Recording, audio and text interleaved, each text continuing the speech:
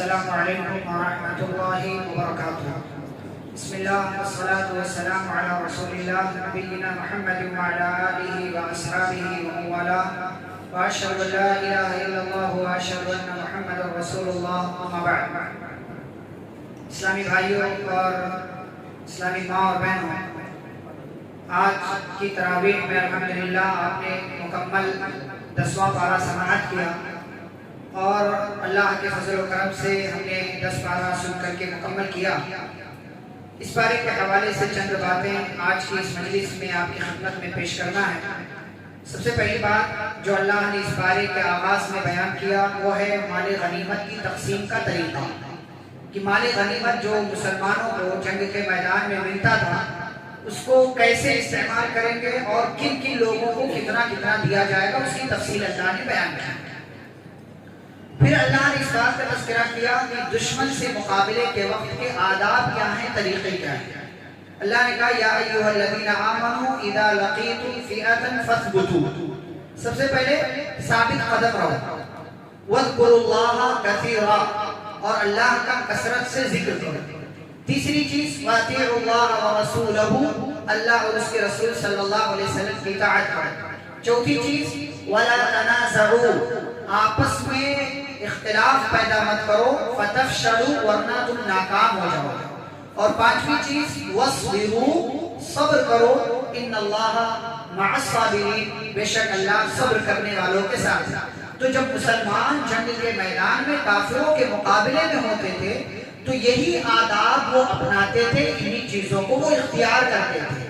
ثابت قدم رہنے کی دعا کرتے تھے، اللہ کا ذکر کرتے تھے، جنگ کے میدان میں بھی اللہ اور اس کے رسول کی بات مانتے تھے وہ لوگ، وہاں پر اختلاف نہیں کرتے تھے، جو امیر نے کہہ دیا، جو ذمہ دار نے کہہ دیا وہ بات مانی جاتی تھی، اور وہاں پر بھی صبر کے ساتھ وہ رہتے تھے، اس لیے کہ انہیں پتا تھا کہ اللہ صبر کرنے والوں کا ساتھ۔ پھر اسی کی مثال دی اللہ نے کہ یہ ساری چیزیں انہوں نے اختیار کی تو جنگ بدر میں اللہ رب العزت نے ان کو کامیابی دی، اور ایسی کامیابی دی کہ ابلیس جو کافروں کے ساتھ اس جنگ میں خود شامل تھا، جب اس نے دیکھا کہ کافر مطلب فرشتے بھی نازل ہو رہے ہیں، جب اس نے دیکھا کہ فرشتے بھی نازل ہو رہے ہیں تو وہ میدان چھوڑ کر بھاگ کھڑا ہوا، اپنی ایڑی کے بل پلٹ گیا۔ تو لوگوں نے کہا کیا ماجرا ہے، بھاگ کر جا رہے ہو؟ تو کہتا ہے انی ارا ما لا ترون انی اخاف اللہ، میں وہ چیزیں دیکھ رہا ہوں، میں ان لوگوں کو دیکھ رہا ہوں جن کو تم نہیں دیکھ سکتے ہو، میں اللہ سے ڈرتا ہوں اور اللہ رب العزت کا خوف میرے اندر۔ یہ کون کہہ رہا ہے؟ یہ شیطان کہہ رہا ہے، یہ ابلیس کہہ رہا ہے جو اللہ کی نافرمانی کرنے میں پہلے نمبر پر ہے، لیکن وہ کیا کہہ رہا ہے؟ میں اللہ سے ڈرتا ہوں، اس لیے تجھے پتا ہے کہ اب کافروں کا ہارنا مقدر ہو گیا۔ تو یہ آداب، یہ طریقے اور یہ اصول مسلمان اپناتے تھے، تب اللہ رب العزت ان کو کامیابی دیا کرتا تھا۔ پھر آگے بڑھیں سورۃ الانفال کی آیت نمبر 67 سے 69 میں اللہ نے اس بات کا تذکرہ کیا ہے کہ جنگ بدر میں کافروں کی طرف سے جو قیدی پکڑ کر کے لائے گئے تھے ان کے تعلق سے مشورہ ہوا۔ یہ کتنے قیدی تھے؟ 70 قیدی تھے، 70 لوگوں کو، 70 کافروں کو صحابہ نے پکڑا تھا۔ اب ان کے تعلق سے کیا کیا جائے؟ انہیں مار دیا جائے، انہیں چھوڑ دیا جائے، یا ان سے کچھ رقم لے کر کے ان کی جان بخش دی جائے، یا کیا راستہ اختیار کیا؟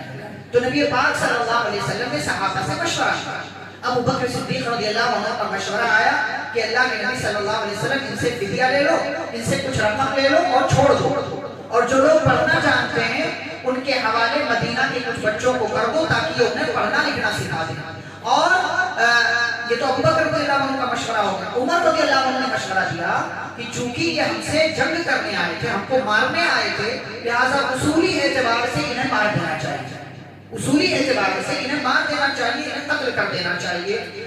پیارے نبی صلی اللہ علیہ وسلم نے ابو بکر رضی اللہ عنہ کا مشورہ پسند کیا، اور جو لوگ پڑھنا نہیں جانتے تھے ان سے کچھ رقم لے کر انہیں چھوڑ دیا گیا، اور جو لوگ پڑھنا جانتے تھے ان کے حوالے مدینے کے کچھ بچوں کو کر دیا گیا۔ لیکن اللہ کا یہ مشورہ نہیں تھا، اللہ کو یہ مشورہ قبول نہیں تھا، اللہ کا بھی وہی مشورہ تھا، اللہ کی بھی رائے وہی تھی جو حضرت عمر رضی اللہ تعالیٰ عنہ کی تھی۔ یہاں پر ایک اہم بات کہ نبی پاک صلی اللہ علیہ وسلم کو غیب کا علم نہیں تھا، اگر غیب کا علم ہوتا تو پیارے نبی صلی اللہ علیہ وسلم وہی مشورہ قبول کرتے جو عمر رضی اللہ عنہ کا تھا اور جو اللہ کا تھا۔ ورنہ آپ کو اللہ کی طرف سے ڈانٹ نہیں کھانی پڑتی. اللہ نے ڈانٹا پیارے نبی صلی اللہ علیہ وسلم. ما كان لنبي ان يكون له اسرى حتى يسكن في الارض. کسی نبی کے لیے یہ مناسب نہیں ہے، جائز نہیں ہے کہ وہ اس طریقے کا معاملہ کرے. تريدون عرض الدنيا، تو دنیا کی زندگی چاہتے ہو، اللہ آخرت چاہتا ہے. پھر اللہ نے دھمکی دی کہ اگر پہلے سے مسلمانوں پر اللہ کا رحم کرنا نہ لکھا ہوتا لمسکم فیما اخذتم عذاب عظیم. تو آج اس مشورے کو قبول کرنے کی وجہ سے عمر رضی اللہ عنہ کا مشورہ جو اللہ کی رائے تھی اس کو قبول نہ کرنے کی وجہ سے تم پر بہت بڑا عذاب آیا. یہ اللہ نے دھمکی دی. یہ واقعہ یہ بتاتا ہے کہ پیارے نبی صلی اللہ علیہ وسلم کو غیب کا علم نہیں تھا، ورنہ کسی بھی صورت میں نبی پاک صلی اللہ علیہ وسلم وہ مشورہ قبول نہ کرتے جو اللہ کا مشورہ نہیں تھا. پھر اسی طریقے سے آپ دیکھیں اس کے اندر حضرت عمر رضی اللہ تعالیٰ عنہ کا مقام واضح ہوتا ہے. کیوں؟ اس لیے کہ انہوں نے وہی مشورہ دیا جو 7 آسمانوں کے اوپر عرش پر مستوی رب کا مشورہ تھا، جو رب کی رائے تھی وہی عمر رضی اللہ تعالیٰ عنہ نے رائے پیش کی. اور ان کی رائے کی موافقت میں اور بھی کئی آیتیں اللہ رب العزت نے قرآن مجید کے اندر نازل کی. علماء نے لکھا ہے تقریباً 20 سے زائد آیتیں ایسی ہیں کہ جو عمر رضی اللہ تعالیٰ عنہ کی خواہش، ان کی موافقت میں، ان کے مشورے کے بعد اللہ رب العزت نے قرآن مجید کے اندر درج کی. تو یہ بدر کے قیدیوں کے تعلق سے ایک بات تھی. پھر اس کے بعد اس سورہ کے آخر میں اللہ نے مہاجرین اور انصار کا تذکرہ کیا. مہاجرین کون ہیں؟ انصار کون ہیں؟ مہاجرین کن کو کہتے ہیں؟ جو مکہ سے ہجرت کر کے مدینہ گئے ان کو مہاجرین تھے. اور انصار جو مدینہ کے رہنے والے تھے انہوں نے مہاجرین کا ویلکم کیا اور ان کا استقبال کیا اور ان کی ہر طریقے سے مدد کی. ان دونوں نے دین کے لیے، نبی کے لیے، اللہ کے لیے، مسلمانوں کے لیے اپنا سب کچھ قربان کر دیا. مہاجرین کی اپنی قربانیاں، انصار کی اپنی قربانیاں. اسی لیے اللہ نے جگہ جگہ ان کی تعریف کی ہے، ان کا مقام بیان کیا ہے، ان کے تعلق سے مختلف طرح کی فضیلتوں کا تذکرہ کیا ہے. اور ان کا ذکر، ان کی خوش نصیبی کے لیے یہ بات کافی ہے کہ اللہ نے اپنے قرآن میں ان کا تذکرہ محفوظ کر دیا ہے. قیامت تک آنے والے لوگ ان کے تعلق سے باتیں پڑھتے رہیں گے، قرآن مجید کی تلاوت کرتے رہیں گے. پھر اس کے بعد قرآن مجید کی ایک سورۃ التوبہ کا آغاز ہوتا ہے. التوبہ، اس کا نام التوبہ اس لیے ہے کیونکہ اس میں آگے چل کر کے کچھ لوگوں کی توبہ کا ذکر ہے. کچھ لوگوں کی توبہ کا ذکر ہے. اس سورہ کے شروع میں بسم اللہ نہیں ہے. کیوں نہیں ہے؟ اس لیے کہ بعض علماء نے کہا کہ یہ جو سورہ ہے یہ پچھلی سورہ ہی کا ایک پارٹ ہے. پچھلی سورہ ہی کا ایک پارٹ، اس لیے بسم اللہ کی بیچ میں ضرورت نہیں تھی. یعنی جو آیتیں، جو ٹاپک، جو مضمون پچھلی سورہ میں ہے وہی ٹاپک، وہی مضمون، اسی قسم کی باتیں اس سورہ میں ہے، لہذا بیچ میں بسم اللہ کی ضرورت نہیں. اور بعض علماء نے یہ کہا کہ چونکہ اس کی ابتدا میں ایسی باتیں ہیں جن سے اللہ کا غضب، اللہ کا غصہ نازل ہوتا ہے، مشرکین کا تذکرہ ہے اور یہ لوگ قابل رحم نہیں ہیں. اور بسم اللہ میں ہم کیا دعا کرتے ہیں؟ کیا ہم اللہ کی تعریف کرتے ہیں کہ اللہ مہربان ہے، رحم کرنے والا ہے. اللہ کا غصہ ہے اس میں ابتدا میں، اس لیے یہاں پر بسم اللہ پڑھنے کی ضرورت نہیں ہے. صرف جب آپ یہاں سے پڑھیں گے تو اعوذ باللہ من الشیطان الرجیم پڑھ کر شروع کریں. اور اگر آپ پیچھے سے پڑھتے ہوئے چلے آ رہے ہیں تو یہاں پر اسٹاپ ہو جائیں اور اس کے بعد پھر آپ براءۃ من اللہ ورسولہ پڑھتے چلے جائیں. تو یہاں کے اس سورہ کی شروع میں بسم اللہ نہیں ہے. باقی ہر سورہ کا ایک حصہ ہے، ہر سورہ کا ایک جز ہے بسم اللہ الرحمن الرحیم، لیکن سورۃ التوبہ کا نہیں. اس کی ابتدا میں اللہ رب العالمین نے اس بات کا اعلان کر دیا کہ مشرکین جو ہے وہ بیت اللہ کا، خانہ کعبہ کا طواف نہیں کر سکتے. مشرکین جو تھے وہ خانہ کعبہ کا طواف ننگے بدن کیا کرتے، بے لباس ہو کر کیا کرتے. کوئی حرمت تھی، مطلب تعظیم کرتے تھے، عزت کرتے تھے، لیکن وہ احترام، وہ ادب جو دینا چاہیے وہ نہیں دیا کرتے. خانہ کعبہ کا طواف ننگے ہو کر کیا کرتے تھے. اب جب مکمل طور سے کنٹرول مسلمانوں کے ہاتھ میں آ گیا، 8 ہجری اور 9 ہجری میں اور مکمل طور طریقے سے آ گیا، اور رسول اکرم صلی اللہ علیہ وسلم نے سیدنا صدیق اکبر رضی اللہ تعالیٰ عنہ کو ان کی قیادت میں حج کے لیے مسلمانوں کو روانہ کیا.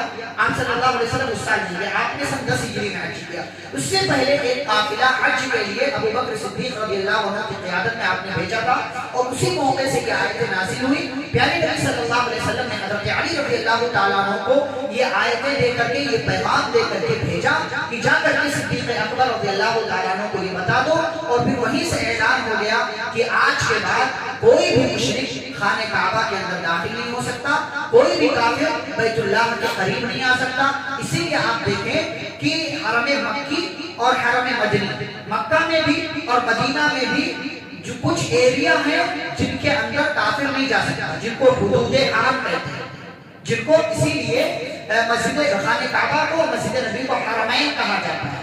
یعنی یہ دونوں محترم علاقے ہیں, اس کے بارڈر کے اندر جو ہے وہ کافروں کی انٹری نہیں ہے. الگ الگ طریقے سے الگ الگ طرف سے, ادھر سے کچھ کلومیٹر ادھر سے کچھ کلومیٹر, ایسا وہاں پر باؤنڈری بنائی جاتی ہے. اس کے اندر اگر کافر چلا گیا تو اس کی خیریت نہیں ہے, اس کی خیریت نہیں ہے. تو یہ اسی موقع پر اللہ تبارک و تعالیٰ نے اس سورہ کے ذریعے اعلان کر دیا کہ مشرک جو ہے بیت اللہ کا حج نہیں کر سکتا, خانہ کعبہ کا طواف نہیں کر سکتا, بلکہ اس کی انٹری ہی خانہ کعبہ کے حدود میں آس پاس میں ہے ہی نہیں. آج کے بعد کوئی یہاں پر داخل نہیں ہو سکتا. پھر آگے بڑھے تو اللہ رب العزت نے جنگ وغیرہ کا تذکرہ کیا ہے, اور اس حوالے سے ایک بات کہوں گا آپ کے سامنے, اور وہ بات یہ ہے کہ بہت سارے غیر مسلم یہ اعتراض کرتے ہیں. قرآن جو ہے وہ یہ حکم دیتا ہے کہ کافروں کو جہاں پاؤ مارو, قتل کرو, اور ان کی زندگی تباہ و برباد کر کے. آیت بھی اسی طریقے کی ہے. اگر آپ صرف وہی آیت پڑھیں گے تو یہی آپ کو معلوم ہوگا کہ قرآن جو ہے وہ کافروں کو قتل کرنے کا حکم دیتا ہے. لیکن جب آگے پیچھے دونوں آیت پڑھیں گے آپ, تب آپ کو حقیقت معلوم ہوگی کہ کس پس منظر میں, کس بیک گراؤنڈ میں اللہ بات کر رہا ہے. پہلے اللہ نے تذکرہ کیا کہ کافر مسلمانوں سے لڑنے کے لیے آتے ہیں, لیکن اگر مسلمان حرمت والے مہینے سے گزر رہے ہیں. حرمت والے مہینے کتنے ہیں؟ 4. کون کون سے؟ کون کون سے؟ رجب, شعبان, رمضان, محرم, ذی قعدہ, ذی الحجہ.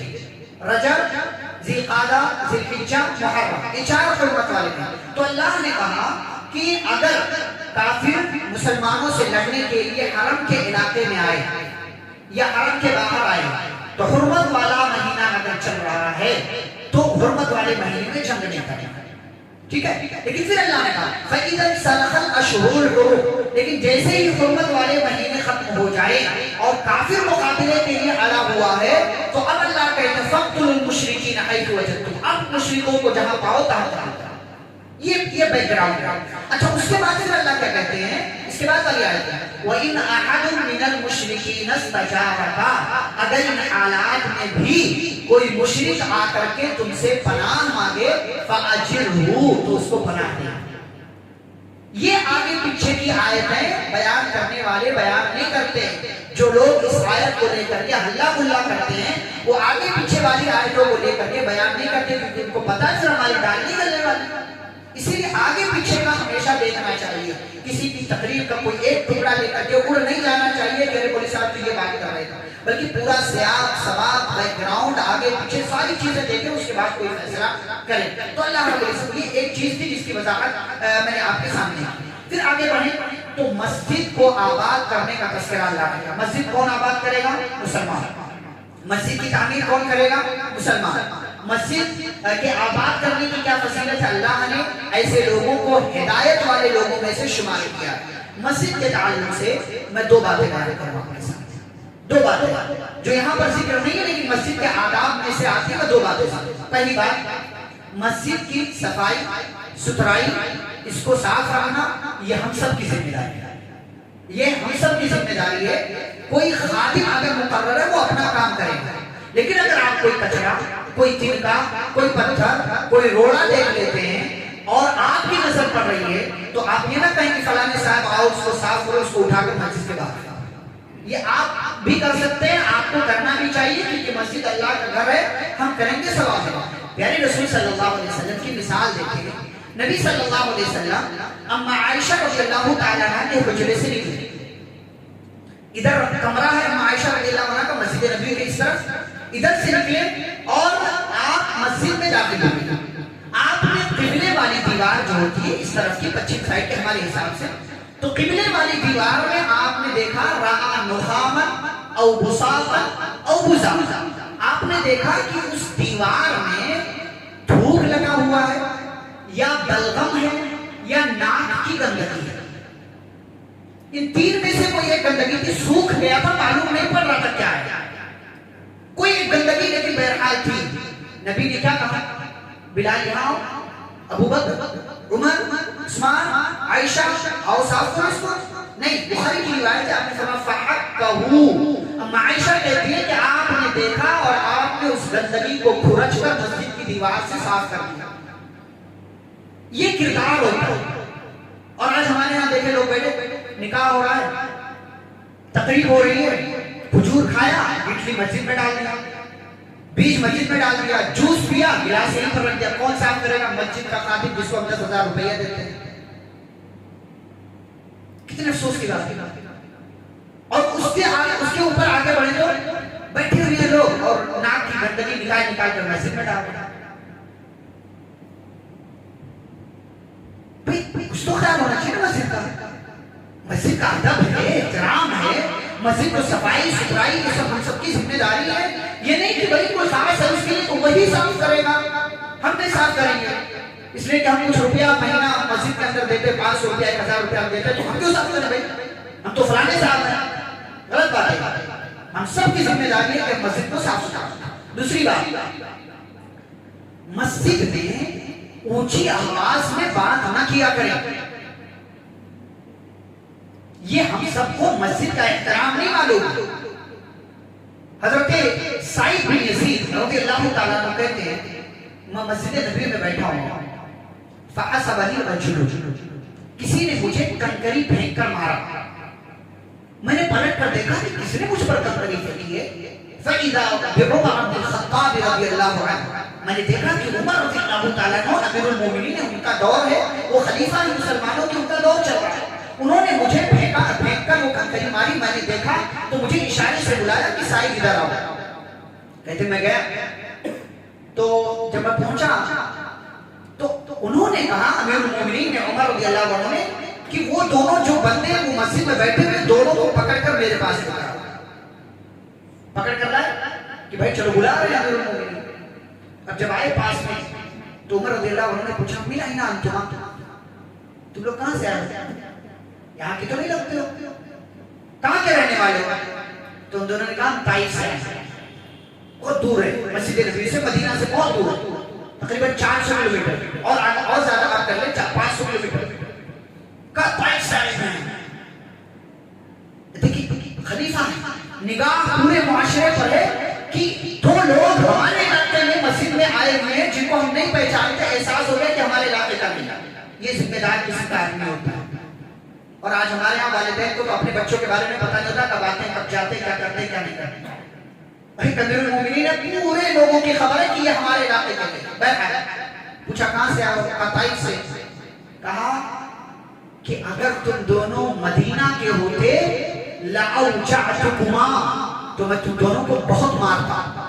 ترفعانی اصواتکما فی مسجد رسول اللہ صلی اللہ علیہ وسلم, نبی کی مسجد میں بیٹھے ہو اور اونچی اونچی آواز میں بات کرنا, تمہاری اتنی جرأت, اگر مدینے کے مہمان نہ ہوتے تو آج میں تمہیں بہت زیادہ مارتا اور تمہیں اس قسم کی غلطی پر سزا ضرور دیتا. لیکن تم دونوں مہمان ہو, لہذا بخشتا ہوں, آئندہ ایسی حرکت اور ایسی غلطی نہ کرنا. ہم اور آپ یہاں مسجد کا کوئی احترام, کوئی کسی طریقے کا ہم خیال نہیں کرتے. مسجد میں بیٹھے ہیں, زور زور سے باتیں ہو رہی ہیں, چلا کر باتیں, اور بعض دفعہ تو لڑائیاں اور جھگڑے بھی ہو رہے ہیں. اس طرح کی چیزوں سے ہمیں بچنا چاہیے. بہرحال بات آگے بڑھتی ہے. دنیاوی چیزوں کی محبت کو اللہ اور اس کے رسول صلی اللہ علیہ وسلم کی محبت کے اوپر مت کرو. اللہ نے 8 چیزوں کا نام لیا, اور 8 چیزوں کا نام لینے کے بعد فرمایا یہ سب دنیاوی چیزیں, ماں باپ, بھائی بہن, بیوی شوہر, اور اسی طریقے سے خاندان, کنبہ, قبیلہ, مال, تجارت, بلڈنگ, یہ سب دنیاوی چیزیں ہیں. ان چیزوں کی محبت کو اللہ اور اس کے رسول صلی اللہ علیہ وسلم کی محبت سے اوپر رکھو گے تو انتظار کرو, اللہ تمہارے اوپر عذاب ضرور نازل کرے گا. آگے بڑھے تو اللہ رب العزت نے یہودیوں اور عیسائیوں کا تذکرہ کیا ہے کہ یہودی کہتے تھے کہ عزیر اللہ کے بیٹے ہیں، عیسائی کہتے تھے عیسیٰ علیہ السلام اللہ کے بیٹے ہیں۔ اللہ نے کہا کہ ان دونوں کی اپنی باتیں ہیں، اللہ رب العزت کا نہ کوئی بیٹا ہے، نہ کوئی اولاد ہے، نہ وہ کسی کا باپ ہے۔ اللہ لا الہ الا ہو، اللہ کے سوا کوئی سچا معبود نہیں ہے، اللہ کی ذات ہر قسم کے عیب سے پاک ہے۔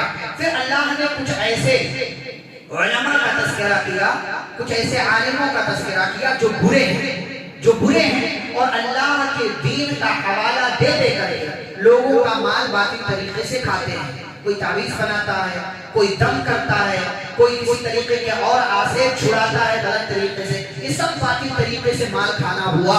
ایسے لوگ برے ہیں، یقینی طور سے برے ہیں، پہلے زمانے میں بھی تھے، آج کے زمانے میں بھی ہیں۔ رقیہ کریں گے، تعویذ کریں گے، غلط طریقے سے کریں گے، جناتوں کی مدد سے کریں گے، کچھ اور علم سلم نہ جانے کیا کر کے بول کر کے وہ طرح طرح کے دم کرتے ہیں۔ یہ تمام لوگ اور لوگوں کا مال موٹی موٹی رقم ایٹتے ہیں۔ اللہ نے فرمایا یقیناً یہ لوگ اللہ کے نزدیک مجرم ہیں۔ پھر زکوٰۃ نہ دینے والوں کا انجام اللہ نے ذکر کیا، والذین یکنزون الذهب والفضة ولا ينفقونها في سبيل الله فبشرهم بعذاب أليم۔ جو سونا چاندی اور جو کچھ بھی اس میں بھی زکوٰۃ نکلتی ہے جو لوگ جمع کر کے رکھتے ہیں اس کو اللہ کے راستے میں خرچ نہیں کرتے تو ایسے لوگوں کے لیے دردناک عذاب ہے۔ قیامت کے دن اسی مال سے ان کے پہلو کو، ان کی پیٹھ کو اور ان کی پیشانی کو داغا جائے گا اور کہا جائے گا ھذا ما کنزتم لانفسکم فذوقوا ما کنتم تکنزون۔ یہ وہ ہے کہ جو تم دنیا میں جمع کر کے رکھتے تھے، لو آج تم اپنے جمع کیے ہوئے مال کا عذاب، مال کا جو ہے عذاب ہے اس کا مزہ یہاں پر چکھتے رہو۔ لہذا جو بھی آپ کے مال میں زکوٰۃ نکلتی ہے وہ مکمل زکوٰۃ کی رقم اللہ کے ان بندوں تک، ان مستحقین تک پہنچائیں جن کا تذکرہ اللہ نے اسی بارے میں آگے آیت نمبر 60 میں کیا ہے۔ پھر اس کے بعد اللہ نے اپنی مدد کا ایک نمونہ بیان کیا کہ اللہ کس طریقے سے اپنے بندوں کی مدد کرتا ہے کہ پیارے نبی صلی اللہ علیہ وسلم ہجرت کر کے آپ جب مکہ سے نکلے تو حضرت ابوبکر صدیق رضی اللہ تعالیٰ عنہ کے ساتھ غار ثور میں پہنچے اور ادھر مکہ والوں کو معلوم پڑ گیا کہ نبی نکل چکے ہیں۔ اعلان ہو گیا جو زندہ یا مردہ ان دونوں میں سے دونوں کو یا کسی ایک کو پکڑ کر کے لائے گا، ہر ایک کے بدلے 100 اونٹ انعام میں دیا جائے گا۔ سارے لوگ، سارے جاسوس، بڑے بڑے جاسوس نکل پڑے۔ کچھ لوگ تو غار ثور کے بالکل منہ تک پہنچ گئے۔ ابو بکر صدیق رضی اللہ تعالیٰ عنہ نے کہا اے اللہ کے نبی صلی اللہ علیہ وسلم، انسان سے ڈر، خوف فطری تھا کہ اگر ان لوگوں نے ہماری طرف نگاہ نیچی ہماری طرف دیکھ بھی لیا تو اسی صورت میں ہمیں پکڑ لیا جائے گا۔ حضرت ابو بکر صدیق رضی اللہ تعالیٰ عنہ گھبرائے، پیارے نبی صلی اللہ علیہ وسلم نے تسلی دی، کہا کہ اے صدیق اکبر ما ظنک باثنین اللہ ثالثہما، ان دو لوگوں کے بارے میں تمہارا کیا خیال ہے جن کا تیسرا اللہ ہے۔ اللہ نے مدد کی۔ پیارے نبی نے کہا لا تحزن ان اللہ معنا، گھبراؤ نہیں، اللہ ہمارے ساتھ ہے۔ گرچہ کافر ہماری نظروں کے بالکل سامنے ہے لیکن ایسے موقع پر بھی یہ ایمان، یہ عقیدہ ہونا چاہیے کہ صورتحال میں بھی اللہ رب العزت ہماری مدد کرے گا، اور اللہ نے پیارے رسول صلی اللہ علیہ وسلم کے ابو بکر رضی اللہ عنہ کی مدد کی۔ پھر اس کے بعد آیت نمبر 53 54 وغیرہ میں اللہ نے اس بات کا تذکرہ کیا ہے کہ مسلمان کا یہ بھی عقیدہ ہے کہ وہ کہتا ہے مصیبنا الا ما كتب اللہ لنا، ہمارے لیے کوئی بھی مصیبت ہمیں نہیں پہنچتی ہے مگر جو کچھ اللہ نے لکھا ہے، یعنی جو کچھ ہمارے ساتھ ہو رہا ہے سب اللہ نے تقدیر میں لکھا ہوا، وہ مولانا، وہ ہمارا مولا ہے، بغیر اجازت کے، بغیر رب کی پرمیشن کے ہمارے اوپر ہماری زندگی میں کوئی مصیبت نہیں آ سکتی، وہ ہمارا مولا ہے، اور اللہ پر ہی مومنین جو ہے وہ توکل اور بھروسہ کرتے ہیں، ہمیں بھی اسی پر کرنا چاہیے۔ آیت نمبر 60 میں مصارف زکوٰۃ، زکوٰۃ کا مال آپ کہاں کہاں لگائیں گے اس کا تذکرہ کیا۔ خلاصے کے طور پر زکوٰۃ کے مال کے حوالے سے اہم بات یہ ہے کہ زکوٰۃ کے اصل مستحقین جو ہیں غریب ہیں، مسکین ہیں، غریب ہیں، مسکین ہیں، اسی لیے اللہ نے سب سے پہلے انہی کا نام لیا، انما الصدقات للفقراء والمساکین، جو فقیر ہیں، جو مسکین ہے، فقیر مسکین، جن کے پاس کھانا نہ ہو یا جن کے پاس ایک دو وقت کا کھانا ہو، اس سے زیادہ کا کھانا نہ ہو، یا جو فقیر ہو جو مانگتا ہو، مسکین ہو جو مانگتا نہ ہو، ان دونوں طرح کے لوگوں کا اللہ نے تذکرہ کیا۔ آپ کے مال میں زکوٰۃ نکلتی ہے تو جہاں آپ دیگر لوگوں کا خیال رکھتے ہیں وہیں اپنے علاقے کے غریب، مسکین، فقیر، محتاج لوگوں کا خیال رکھیں، اس لیے کہ بندوں پر رحم کرنے سے اللہ کی رحمت آپ کے اوپر نازل ہوا کرتی ہے۔ آیت نمبر 64-66 میں اللہ نے قرآن و حدیث کی تعلیمات، اللہ اور اس کے رسول صلی اللہ علیہ وسلم کی باتوں کا مذاق جو لوگ اڑاتے ہیں ان کا انجام ذکر کیا ہے۔ اس حوالے سے بات پہلے بھی آ چکی ہے، اور آیت نمبر 67 سے 72 میں منافقوں کا کیا بدلہ ہے اس کا بھی پہلے تذکرہ آ چکا ہے، مومنوں کا کیا بدلہ ہے اس کا بھی تذکرہ آ چکا ہے، مزید آگے انشاءاللہ آئے گا، کسی موقع سے تفصیل سے بیان کیا جائے گا سورۃ الفرقان میں پارہ نمبر 19 میں۔